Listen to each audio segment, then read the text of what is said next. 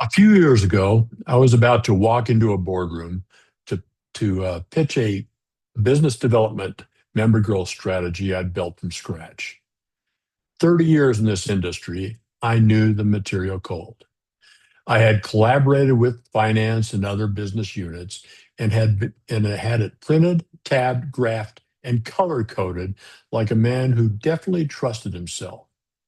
And standing outside the door, my brain ran one clean sentence on a loop. They're going to figure out I don't actually know what I'm doing. 30 years, tabs, graphs, color coding didn't matter one bit. That voice doesn't go away when you get more experienced. In fact, I want to save you some time today because apparently nobody told me this in my 20s. It doesn't go away at 50. It just gets a nicer suit and shows up with less hair. But here's what I've learned about that voice. It's not trying, it's not lying to you about how you feel. It's lying to you about what it means. Welcome back to Live Without an Expiration Date, the show for professionals who are done pretending career disruption only happens to someone else. I'm Rich Jones.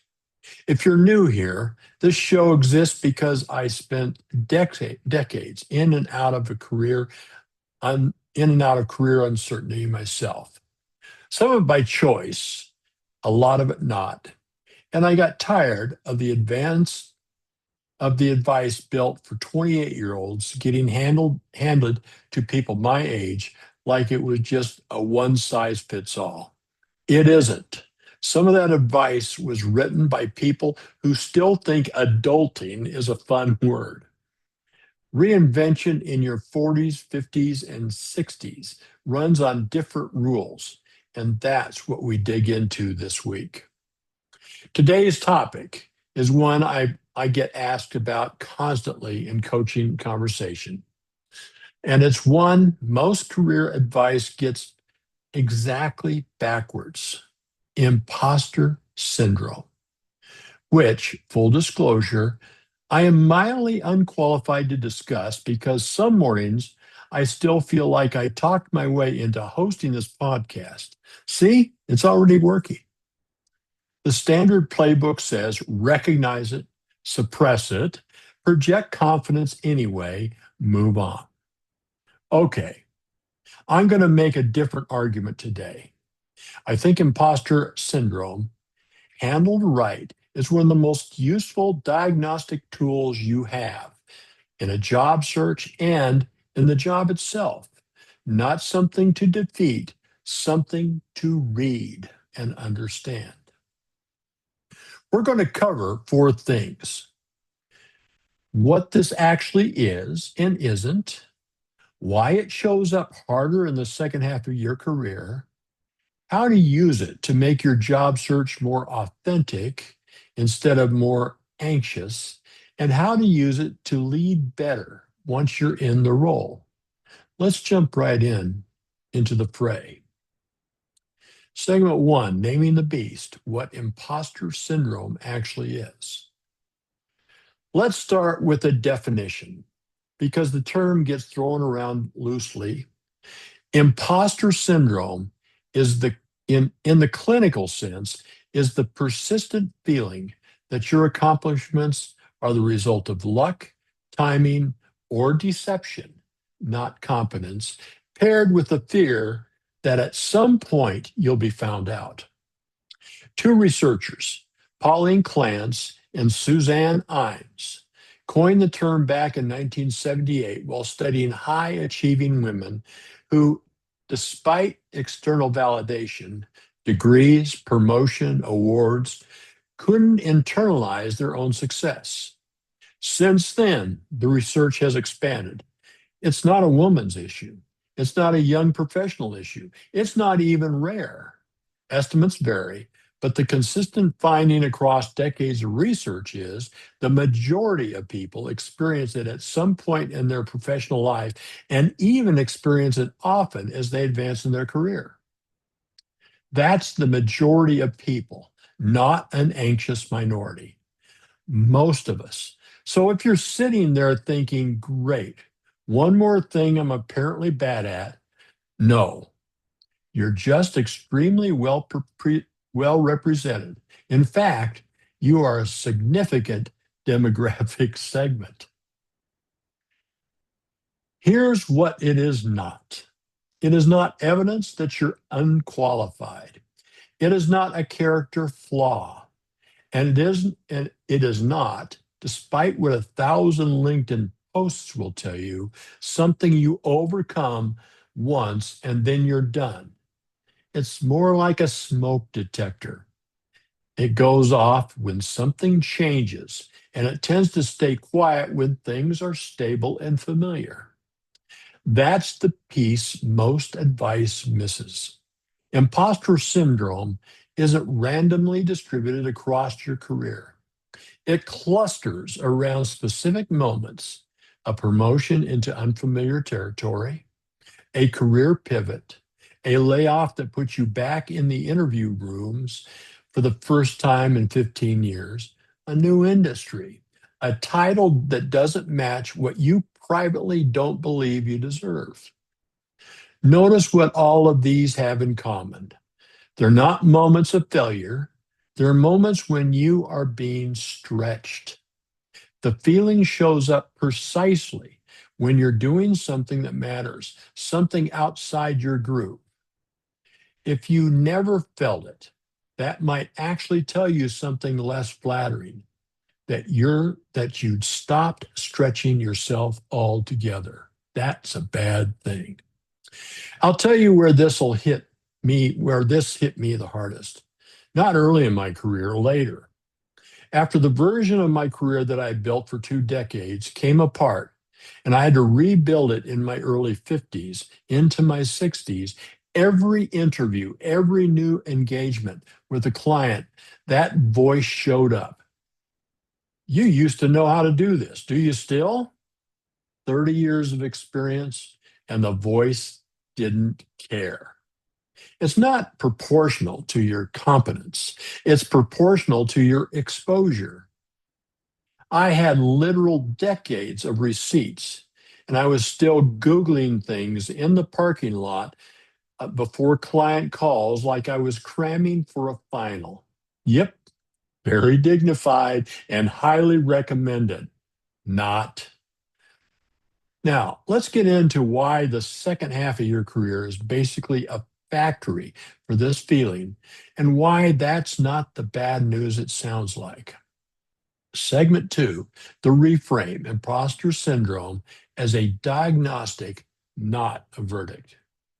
Here's the reframe I want you to sit with for the rest of this episode. Imposter syndrome is not a verdict on your ability, it's a diagnostic on your situation. When that voice shows up, it's not actually telling you you don't belong here. It's telling you this is unfamiliar. This matters, and you care about getting it right. Those are three very different pieces of information disguised as one bad feeling. It is familiar, number one. You care, number two, and you want to get it right, number three. Let's break down why that distinction matters so much for people in career transition, especially. First, it clusters around meaningful stakes, not around incompetence. You don't feel like an imposter cooking a meal you've made 200 times. You feel it walking into a role, an interview, or a room where the outcome actually matters to you and the train is new. That's not a bug. That's your brain correctly identifying that this situation deserves your full attention. The people who feel nothing walking into a high stakes room are either extremely well practiced in that exact room or they're not taking it seriously enough to notice the stakes. Neither applies to most of you because you are listening to this career reinvention podcast, not flying into the reinvention blind. Second, it's disproportionately common among people who are actually good at what they do. I know that seems counterintuitive, but it holds up. The Dunning-Kruger research that everybody half remembers from a college psych class, usually used wrong and usually to win an argument at a barbecue, found something specific. People with low incompetence in a domain tend to overestimate their ability because they don't know enough to see their own gaps. People with high competence tend to underestimate themselves relative to others because they're actually aware of everything they still don't know, and they assume everyone else must know it too. Imposter syndrome, in other words, is disproportionately a competent person's problem. The people who should be worried are usually the ones who never feel it. Personally, and I'm only speaking for myself, the guy who's never once doubted himself in a meeting is not who I put my retirement account with. I'm just saying. Third, and this is the part I really want you to hear, the discomfort of that voice and the persistence of authenticity are not opposites. They're often the same signal. Think about what triggers the loudest version of imposter syndrome for most people, like saying something true that you're not sure will land, or admitting you don't have the answer yet, or presenting an idea that's actually yours instead of the safe, borrowed, committee approved version.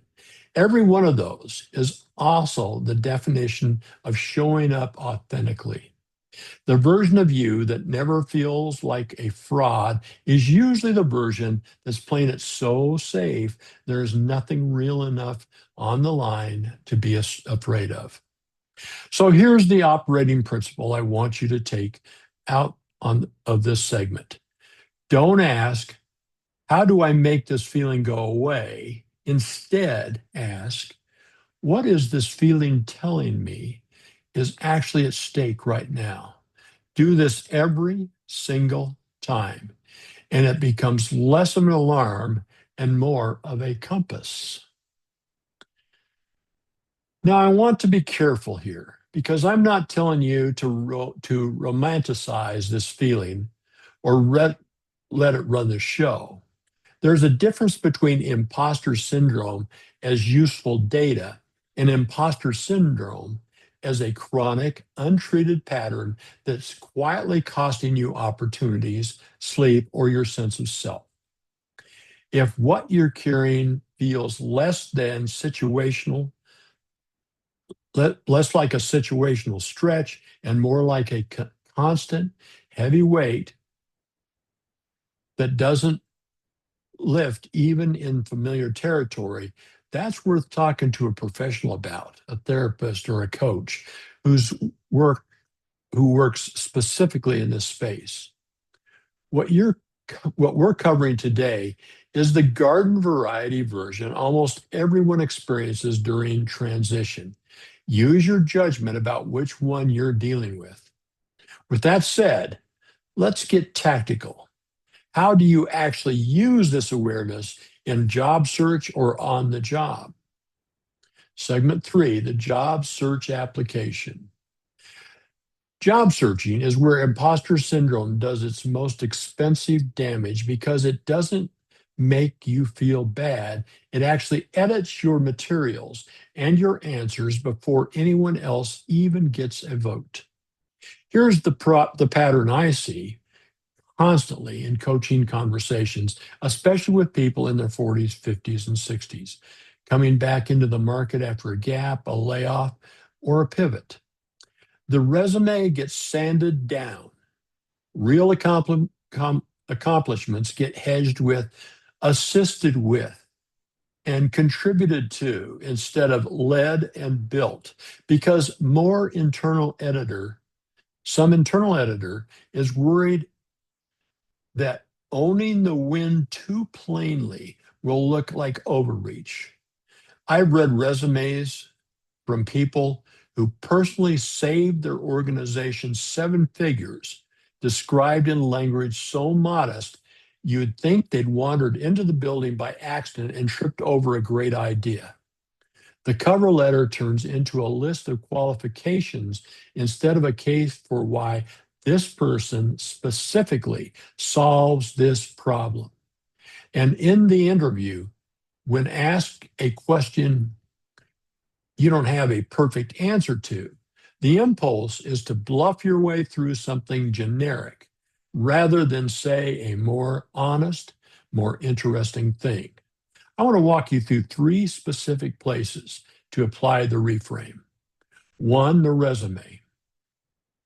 Every time you catch yourself softening a real accomplishment, stop and ask, is this hedge honest?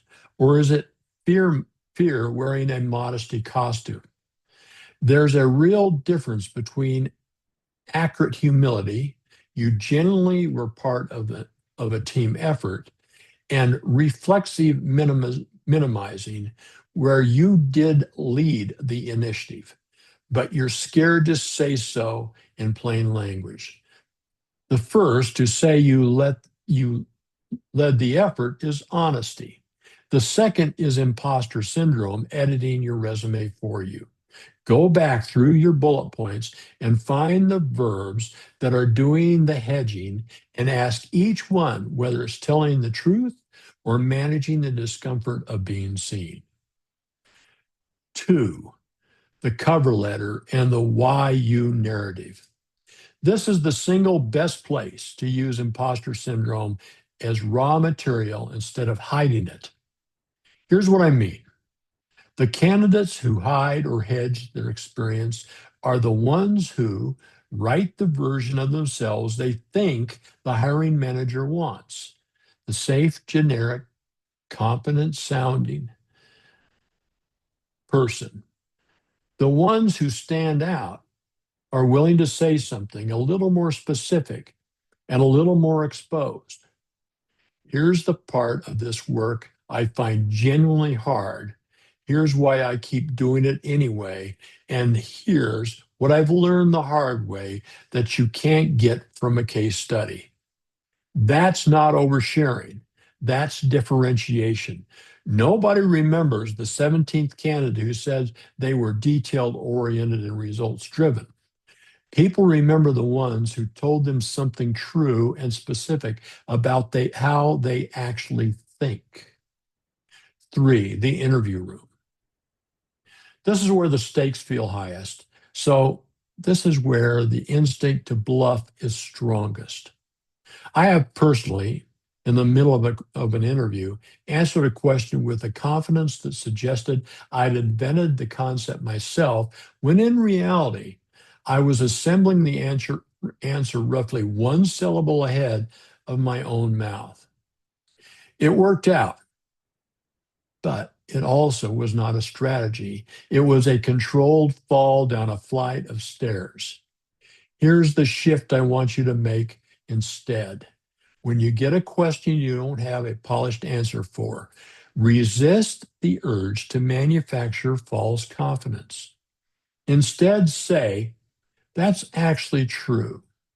Instead, say what's actually true. Say, I haven't run into that exact scenario. Here's how I would think it through. And then actually think through it out loud. Hiring managers, especially good ones, are not primarily testing whether you have a memorized answer for everything. They're testing how you think when you don't. A composed, honest, I don't know yet, here's my process, beats a confident answer nearly every time. And it reads as exactly the kind of maturity that a 50-year-old candidate should be bringing to the table that a 28-year-old often can't. Now, here's a bigger point underneath all of these, all three of these. In a job search, especially at this stage of your career, authenticity isn't a soft, feel good virtue. It's a competitive advantage. You are not competing against 25-year-olds on energy or on being the cheapest option in the room. You're competing on judgment, on pattern recognition built over decades, on knowing what you don't know and saying so credibly. Imposter syndrome, left unmanaged, sands all of that down until you sound like everyone else. Imposter syndrome, read correctly, is pointing you directly at the parts of your story that are actually differentiated, because the parts that scare you to say out loud are usually the parts that are true and specific is what gets remembered. Segment 4, the on-the-job application of this. Let's say you got the role, or you're already in one, and this conversation is hitting closer to home than the job search half did. The same dynamic plays out once you're inside the building. It just shows up in leadership behavior instead of resume language. First pattern, the overcorrection into false certainty. A lot of leaders, especially ones managing imposter syndrome they've never named out loud, respond to that discomfort by overcorrecting into performed confidence. I did a version of this for years, nodding gravely at meetings like a man weighing profound truths, when what I was actually doing was buying myself 4 seconds to figure out what everyone had just said. They stopped saying, "I don't know," in meetings. They stop asking questions that might expose a gap. They start making decisions faster than the information supports, because moving fast feels safer than sitting in visible uncertainty. I've watched leaders do real damage this way, not because they were incompetent, but because they were so busy managing the appearance of competence that they stopped doing the actual work of leading, which requires admitting the uncertainty gap out loud so the team can help you close it. The alternative isn't the false modesty either. It's what I call calibrated transparency. You can say, "I'm confident in the direction, I'm less confident in the timeline, and here's specifically what would change my mind." All in one breath, without it reading as weakness. The sentence is more credible to a team than blanket confidence because it's checkable.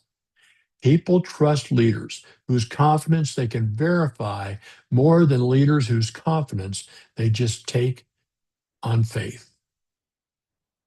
Second pattern, the hesitation to ask for help or admit a skill gap. This shows up constantly with people who've built a long senior career and then move into unfamiliar territory, a new industry, a new function, new technology. The instinct is, "I'm supposed to be the expert out here. I can't be the one asking the junior person how this new system works." That instinct is exactly backwards. The senior person who says, "I haven't used this platform before, walk me through it," out loud in front of the team, does two things at once. They actually learn faster, and they give everyone else on the team permission to admit that they don't know either. Most team dysfunction I've seen in 30 years of this industry doesn't come from people not knowing things. It comes from a culture where nobody's allowed to say so.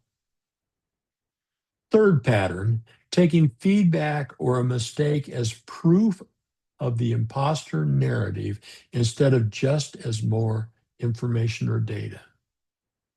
This is the trap. Something goes wrong, and instead of treating it as one data point about one decision, the imposter voice turns it into confirmation of the whole fear. See, I told you, you don't actually know what you're doing. That's a distortion. One miss is not a referendum. The people who last in leadership are the ones who can separate, I made an error here, from, I am fundamentally not qualified to be here. And that separation is a skill, not a personality trait. You can build it deliberately. Here's a practical tool I use with coaching clients for exactly this. Name it in the room once on your terms, not as a confession, not as a plea for reinsurance, as information. Something as simple as, this is new territory for me too. So I'm going to think out loud here. Jump in if you see something I'm missing. Said once, calmly, from a position of competence rather than panic, that sentence does something powerful. It converts a private fear into a shared, manageable fact. It also, almost every time, gets you better input from the room because people stop performing for a leader who supposedly has it all figured out, and they actually start collaborating with one who's told them the truth. The through line across the job search and the job itself is the same. Imposter syndrome wants you to hide the parts of you that feel exposed.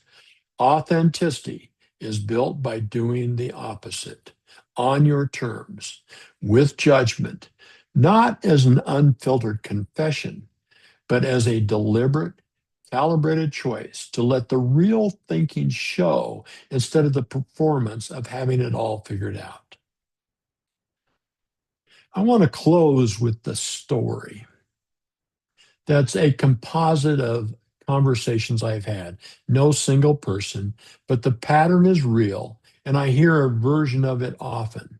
And no, it's not secretly about me again. I promise I have at least one story from this episode that isn't about my own decades-long slow motion crisis of confidence. A friend of mine, I'll call her Denise, came to me mid-career pivot. 32 years in one function, moving into a role that touched a part of the business she had never directly run. Whip smart, over-prepared for every conversation we had, and convinced privately that the offer had been a mistake to someone upstairs that would eventually catch. In her first month, she sat through a strategy meeting where she didn't understand two of the acronyms being used. Old Denise, pre this conversation Denise, would have nodded along and looked it up later, terrified someone would notice the gap.